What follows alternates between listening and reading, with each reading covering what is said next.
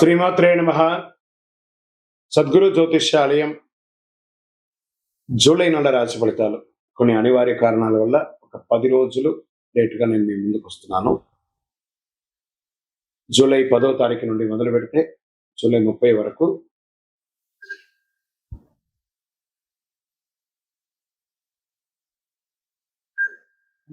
గ్రహాలన్నీ కూడా ఎలాంటి ఫలితాలు ఇవ్వబోతున్నాయి, ఈ 20 రోజుల్లో ఉద్యోగ, వ్యాపార, వ్యవహార, కుటుంబ అన్ని కూడా గోచార ప్రకారంగా ఎలా ఉన్నాయని చెప్పి మీ ముందుకు రాబోతున్నాను.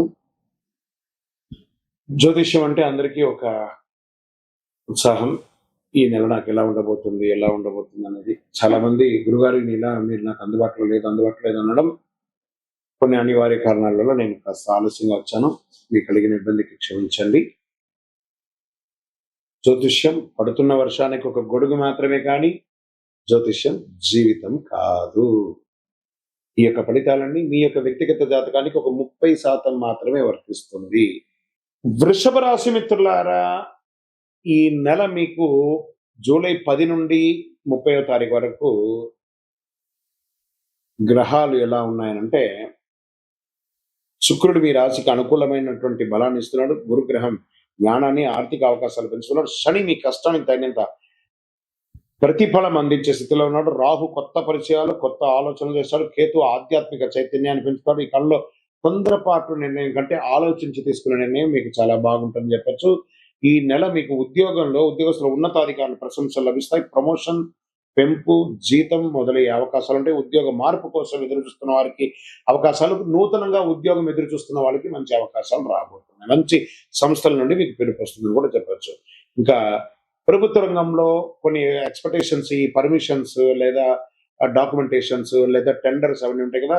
ప్రభుత్వ ఉద్యోగం బదిలీ, పదోన్నతి, ప్రత్యేక బాధ్యతలు వచ్చే అవకాశాలు బాగా కనబడుతున్నాయి.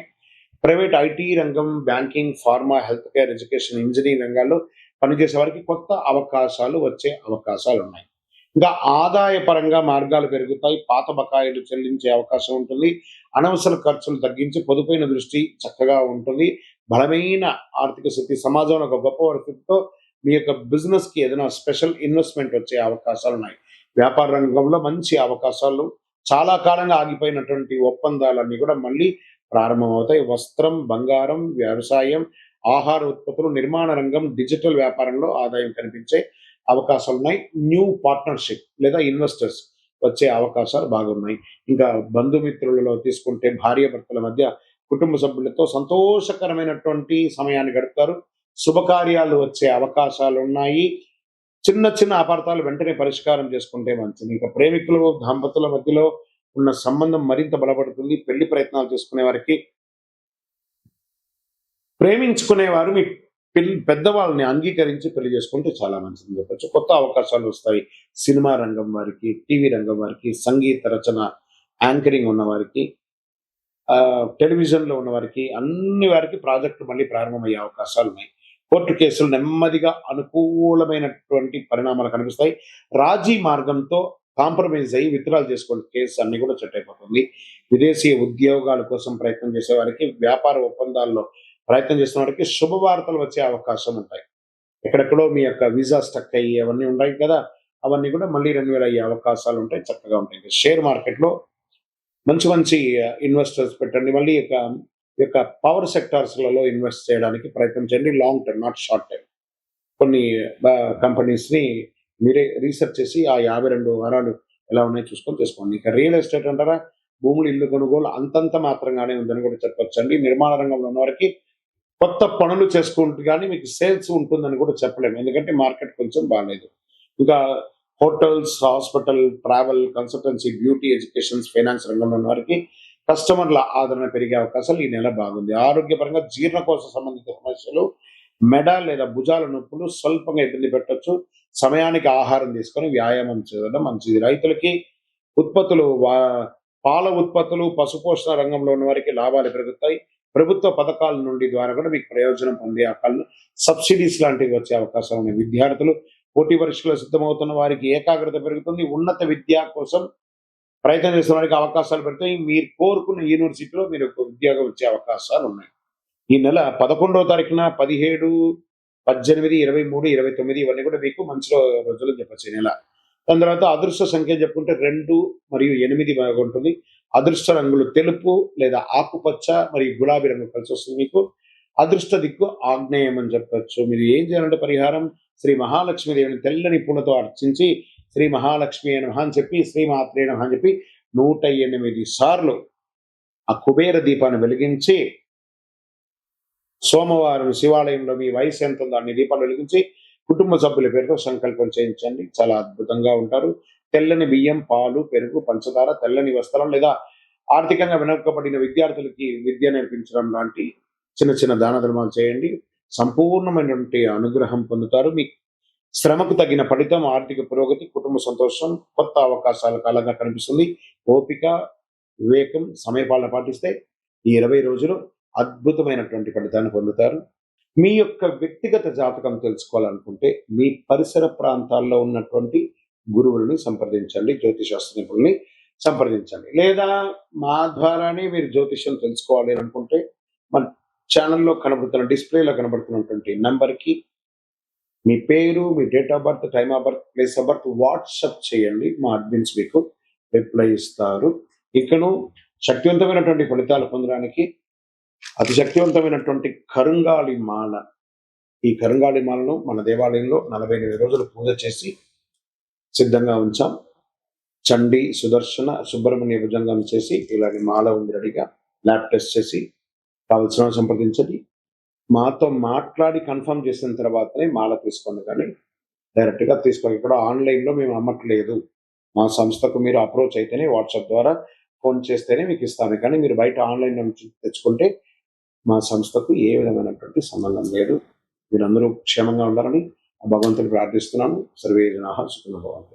ఇంటి ముందు ముగ్గు వేయకపోతే ఏం జరుగుతుంది? అదొక ప్రశ్న, దానికి ఒక ఆన్సర్. ఇప్పుడు ఎలా చెప్తున్నా అంటే కొన్ని ప్రశ్నలకు విచిత్రంగా కూడా ఉంటాయని కూడా చెప్పొచ్చు ఆన్సర్. ఎలా ఉంటుందంటే, ఇంటి ముందు ముగ్గు వేయడం అనేది కేవలం అలంకరణ కాదు. ఇది ఒక హిందూ సంప్రదాయమైనటువంటి ఆరోగ్య, శుభ్రత, ఆధ్యాత్మిక సంస్కృతి అన్ని కలిసి ఉన్నదే ముగ్గు. ముగ్గు ఎందుకు వేస్తారు? లక్ష్మీదేవికి ఒక ఆహ్వానం. మన ఇంటికి లక్ష్మి కావాలి కదా. ఏమంటున్నాం? భాగ్యాద లక్ష్మీ బారమ్మ అనే అమ్మవారిని పిలిచేటప్పుడు శుభ్రంగా ఉండాలి కదా. సంప్రదాయం నమ్మక ప్రకారం పరిశుభ్రత ఇంటి ముందు ముగ్గు కంటే మహాలక్ష్మీదేవి కటాక్షం లభిస్తుందని డైలీ ఇంటి ముందు ముగ్గు వేస్తారు. మరి పరిశుభ్రతకు కూడా గుర్తు. ఓహో, వీళ్ళు ఇల్లు శుభ్రంగా ఊడ్చి క్లీన్ చేసి ముగ్గు వేస్తారు కాబట్టి పూర్వకాలం తెల్లవారుజామున ఇంటి ముందు ఊడ్చి నిల్లు చల్లి ముగ్గు వేయడం అనేది, పరిసర ప్రాంతాలు శుభ్రంగా ఉండేది అనేది ఆరోగ్యానికి ఇచ్చే ఒక మొదటి ఇది. ఇంట్లో ఏవో చిన్న చిన్నవి ఉంటాయి, పడిపోతూ ఉంటాయి, చిన్న చిన్న జీవరాశులు చనిపోతుంటాయి, దోమలు కానీ లేకపోతే అవన్నీ కూడా వైరస్ వచ్చేవన్నీ కూడా ఏం చేస్తారు? ఊడుస్తాం, నీళ్లు చల్లుతాం, కలాపు చల్లుతాం, ఆరోగ్యపరంగా ఉంటుంది ఏం చెప్తారు. జీవరాశులకి ఆహారం, దాంతో బియ్య పిండితో ముగ్గు వేస్తూ ఉంటారు జనరల్ గా. ఇప్పుడు కదా అన్ని వేస్తుంటారు. సంప్రదాయంగా బియ్య పిండితో ముగ్గు వేయడం వల్ల చీమలు, చిన్న చిన్న పక్షులు, వాటికి ఆహారం దొరుకుతుంది కాబట్టి అలా కూడా ఇంటి ముందర ముగ్గు వేస్తారు. సానుకూలమైనటువంటి వాతావరణం వస్తుంది. అందమైన ముగ్గులు ఇంటికి వచ్చే వారికి ఆహ్లాదకరమైనటువంటి భావన. ఆహా, వీళ్ళు చక్కగా ఉన్నారు, సంప్రదాయంగా ఉన్నారు, ఎవరైతే అలా అనుకుంటూ ఇంట్లోకి వస్తారో ఆ ఇల్లు కూడా సుభిక్షంగా ఉంటుంది. కళ ఏకాగ్రత ఎలా పెరుగుతుంది? ముగ్గు వేయడం చేతి నైపుణ్యాన్ని, ఏకాగ్రతను పెంచుతుంది, సృజనాత్మకత పెంచుతుంది. కళలుగా కూడా మనం నేర్చుకునే ఒక ముగ్గు అనేది కాన్సన్ట్రేషన్, ఇన్ని చుక్కలు వేయాలి, ఇన్ని ముగ్గులు వేయాలని వాళ్ళలో కూడా ఆడవాళ్ళ ఒక కళ పెరుగుతుంది. సరే, ముగ్గు వేయకపోతే ఏమవుతుంది? అది కదా ప్రశ్న. మనం ముగ్గు వేయడం వల్ల గురించి కదా మాట్లాడుకున్నాం. దీనిపై 2 రకాలైనటువంటి అవగాహన ఉన్నాయి. ఇంట్లో శుభశక్తులు తగ్గుతాయండి. ఫస్ట్, ఆ ఇల్లు ముగ్గు వేసే ఇల్లు, ఎదురిల్లు బాగుంటుంది, ఎదురు వేయకుండా ముగ్గు వేయకపోతే ఇంకా నిద్ర కూడా లేవలేదు అని మాట్లాడుతూ పోతారు. దరిద్రం స్టార్ట్ అవుతున్నారు. ఆ ఇంటి ముందర అశుభం కనబడుతూ ఉంటుంది. లక్ష్మీదేవి అనుగ్రహం తగ్గుతుంది. శుభకార్యాలకు అనుకూల వాతావరణం తగ్గుతుందని కొందరు విశ్లేషిస్తారు. కానీ వాస్తవ దృష్టిలో ముగ్గు వేయినంత మాత్రాన తప్పనిసరిగా ఏదైనా అశుభం జరుగుతుందా? శాస్త్రీయమైనటువంటి ఆధారాలు ఎక్కడ లేదు, ఏమి జరగదు. కొంతమంది ముగ్గు అనేది ఏంటో కూడా తెలియని వాళ్ళు కూడా ఉన్నారు. ఇలా కొన్ని గేటెడ్ కమ్యూనిటీస్ లో, అపార్ట్మెంట్స్ లో ముగ్గు వేయడం అనేది లేదు, స్టిక్కర్ వేసేసి వదిలేస్తున్నారు. అయితే పరిశుభ్రత, సంప్రదాయం, అందం వంటి ప్రయోజనాలు కోల్పోతారు ముగ్గు వేయకపోతే. వైదిక సంప్రదాయం ఏ రకంగా చెప్తుంది? ఆధ్యాత్మికంలో ధర్మశాస్త్రాలు ఇంటి పరిశుభ్రంగా ఉంచడం, దేవతారాధనకు ముందు ముగ్గు వేసి గడప కడిగి ముగ్గు వేయడం అనేది పవిత్రత చేకూరుతున్న ప్రముఖతలు చెప్తున్నారు. ముగ్గు వేయడం అనేది పవిత్రతకు ప్రతీక. తరతరాలుగా వస్తున్న ఆచారం అయితే ముగ్గు వేయకపోతే తప్పనిసరిగా కష్టం వస్తుంది అని చెప్పడానికి ఏ విధమైనటువంటి శాస్త్ర కోణాలు లేదు. ముగ్గు వెయ్యండి, వేయకపోతే మీ ఇష్టం. వేయకపోతే ఏదో తప్పు జరిగిపోతుంది అనేది భ్రమలోకి వెళ్ళకండి. కానీ వేస్తే శుభ్రంగా ఉంటుంది అనేది ముఖ్యం. ఆరోగ్యంగా ఉంటారు. ముగ్గు వేయడం శుభప్రదం, సాంస్కృతిక గొప్ప సంప్రదాయం. విజయవస్తు. తులసి మొక్క దగ్గర దీపం ఎందుకు పెట్టాలి? పెట్టకపోతే ఏమవుతుంది? ఈ తులసి మొక్క ప్రతి ఇంట్లో ఉంటుందండి. అది వచ్చి విష్ణు యొక్క స్వరూపం. కృష్ణ తులసి, రామ తులసి అని 2 తులసి ఉంటుంది. దీపం పెట్టాను దేవుడు అని చెప్పేసి ఆ చెట్లోకి తీసుకుపోయి కొంతమంది పెడతారు. ఆ వేడికి కరిగిపోతూ ఉంటుంది. అవసరమా? తర్వాత ఆ చెట్టు మొదలు కింద పెడతారు, అవి కూడా కరిగిపోతాయి. చూడండి, తులసి మొక్క పెట్టిన దీపం దగ్గర పెట్టడం వల్ల పెట్టిన దీపము షింక్ అయిపోయి ఉంటుంది. ఆ యొక్క ఆకులంతా ఖచ్చితంగా దీపం పెట్టాలి తులసి మొక్క దగ్గర. ఆ కోటలాగా ఉంటుంది కదా, బయట పెట్టండి. ఒక చిన్న ముగ్గు వేసి ఆ దీపాన్ని బయట పెట్టండి. అది మన వైదిక సంప్రదాయ ప్రకారం ఒక అద్భుతమైనటువంటి శక్తిగా భావిస్తాం. మహావిష్ణువుకి దీపం వెలిగించడం. ఎక్కడైతే ఎవరు మహావిష్ణు తులసి, ఆ యొక్క తులసికి ఏ దీపం వెలిగిస్తున్నాం? లక్ష్మీపరమైనటువంటి దీపాన్ని వెలిగిస్తున్నాం. అంత అద్భుతమైనటువంటి పవర్ ఉంది. తులసిదేవి విష్ణుమూర్తికి అత్యంత ప్రీతిపాత్రమైనగా భావిస్తూ ఉంటారు. సాయంత్రం తులసి దగ్గర నెయ్యి లేదా నువ్వుల నూనెతో దీపం వెలిగిస్తే శుభం జరుగుతుంది. ఐశ్వర్యం, ప్రశాంతత పెరుగుతుంది. సంప్రదాయంలో ప్రతిరోజు సాయంత్రం కుటుంబ సభ్యులందరూ ఒక చోట వెలిగి ప్రార్థన చేసే అలవాటు ఉండేది. ఇంట్లో భక్తి, క్రమశిక్షణ, ప్రశాంతత పెరుగుతుంది. ఆ దీపం కొండెక్కేంత వరకు రాత్రి ఆహారం తీసుకోరు చాలా మంది. ఇది మంచి ఆచరణ. సాయంత్రం దీపం వెలిగించడం వల్ల ఇంటికి పరిసరంగా ఆహ్లాదకరమైనటువంటి వాతావరణం ఏర్పడుతుంది. తులసి మొక్క యొక్క స్వభావమే స్వయం సువాసన, ఔషధ గుణాలు కలిగి ఉన్నటువంటి అద్భుతమైనటువంటి ఒక కల్ప వృక్షం. ప్రతిరోజు సంరక్షించడం వల్ల ఇంటికి పచ్చదనం కూడా పెరుగుతుంది. ఎప్పుడు వెలిగించాలి? ఉదయం సూర్యోదయాత్పూర్వం వెలిగించవచ్చు, సాయం సంధ్యలో వెలిగించవచ్చు. కార్తీక మాసంలో ప్రతిరోజు తులసి దగ్గర దీపం వెలిగించడం వల్ల విశేషమైనటువంటి ఫలితాలను పొందే అవకాశాలు బాగున్నాయి. ఏ నూనెతో వెలిగించాలంటే నువ్వుల నూనె లేదా ఆవు నెయ్యితో వెలిగించండి, విశేషమైన ఫలితాలు పొందుతారు. తులసి దగ్గర దీపం వెలిగించిన ఐశ్వర్యం లేదా కష్టాలు దొరకడం వంటి ఫలితాలు సంప్రదాయ విశ్వాసాలకి ఆధారపడి ఉంటుంది. తులసిలో వెలిగించడం కాదు, తులసి దగ్గర వెలిగించాలి. విజయవస్తు. నిత్య దీపారాధన చేయడం వల్ల ఫలితం ఏంటి? దీపం జ్యోతి నమస్తుభ్యం చెప్పి మనం ప్రార్థన చేస్తుంటాం. దీపం వెలిగించడం వల్ల జ్యోతి వెలిగెను, మకర జ్యోతి వెలిగెను. దానివల్ల ఏం లాభం?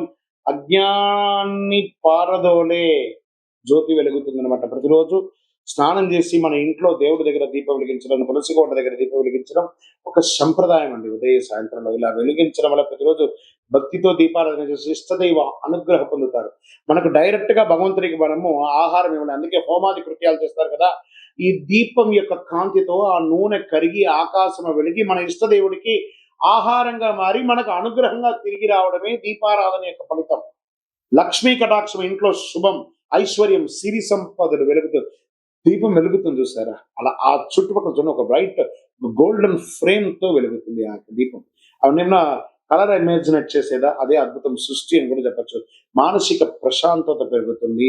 మనసు ప్రశాంతంగా ఏర్పడి చక్కగా కుటుంబంలో సామరస్యం పెరుగుతుంది. ఎవరో ఇంట్లో కోడలు, అత్త, మామ ఎవరైనా దీపం వెలిగించారని చెప్తుంటారు చూసారా? చాలా అద్భుతమైనటువంటిది ఉంటుంది. ప్రతికూలత అంతా కూడా తొలగిపోతుంది. నెగిటివ్ వైబ్స్ అంతా తొలగిపోతుంది. ఉదయ సంధ్య దీపాలు వెలిగించడం వల్ల ఆరోగ్యపరమైనటువంటి దినచర్యగా మారుతుంది. ఏ నూనెతో వేయొచ్చు అంటే ఆవు నెయ్యి, నువ్వుల నూనె, ఇతర సహజ నూనెలతో దీపారాధన చేయొచ్చు. అంత విశేషం. ఎల్లప్పుడూ వెలిగించాలా, అఖండం వెలిగించాలా, నిత్య దీపం వారి వారి శక్తిని బట్టి. ఒకవేళ మీరు అఖండ దీపం వెలిగించి గాలికో దేనికో ఆరిపోతే అదేదో అపశకునంగా మార్చకండి. టెక్నికల్ గా ఆరిపోయింది అంతే. దాని గురించి దీపం వెలిగించడం మన బాధ్యత. ఆ ఉండడం ఉండకపోవడం అనేది గాలిలో, ప్రకృతిలో ఉన్నటువంటి శక్తిని బట్టి. కాబట్టి సెంటిమెంట్ కి దీపాన్ని తీసుకొని వెళ్ళకండి. అది నిత్య ఉత్సవం, నిత్య పని. అది విజయవస్తు. ప్రతిరోజు కనకదార స్తోత్రం చదవాలా? దానివల్ల ఫలితం ఉంటుంది కదా. ఒక పేద ముసలి ఆవిడ ప్రార్థన చేస్తూ ఉంటే ఆదిశంకరుల వారు భిక్షాటనకు వెళ్ళారు. భవతి భిక్షాన్ దదాతు దేహి కదవతి భిక్ష, మీరు నాకు దానం ఇస్తున్నారంటే ఆ ఒక బ్రహ్మచారి కుర్రోడు వచ్చాడు కదా అని చెప్పి ఇల్లంతా తిరిగి వెతికితే ఎక్కడ కనబడపోతే ఒక కుళ్ళిపోయిన ఒక ఉసిరికాయ మాత్రం ఉండిందట ఆ పేద ఆవిడ దగ్గర. కాలడి క్షేత్రంలో, కాల్ అడి అంటే కాలు పెట్టినటువంటి స్థలంలో, అలాంటి క్షేత్రంలో ఆవిడ వచ్చి తీసుకొచ్చి, అయ్యా నా దగ్గర ఉన్నది ఇదే అని చెప్పి ఇవ్వగానే, అంగం హరే పులగభూషణ వాసయంతి అని చెప్పి కనకదార స్తోత్రాన్ని ఆదిశంకరులు ఈ ప్రపంచానికి అందించారు. అలా ఆ ఇంట్లో ఆ బంగారు వర్షం కురిసిందంట. ఆ ఉసిరికాయతో వర్షం. ఆ కనకదార స్తోత్రం చదవండి. 2 పూటలా చదవండి లేదా వినండి. యూట్యూబ్‌లో వస్తున్నాయి. టీవీలో వస్తున్నాయి. ఆ అడ్వర్టైజ్‌మెంట్‌తో కాదు, డౌన్‌లోడ్ చేసుకొని వింటూ ఉండండి. ఎలా అద్భుతమైనటువంటి ఫలితాలు పొందుతారంటే ఐశ్వర్యం, ఆనందం, ఆరోగ్యం అన్ని రకాలైనటువంటి ఫలితాలను పొందుతారు. ఆ కనకదార స్తోత్రంలో అంత పవర్ ఉంది. విజయోస్తు.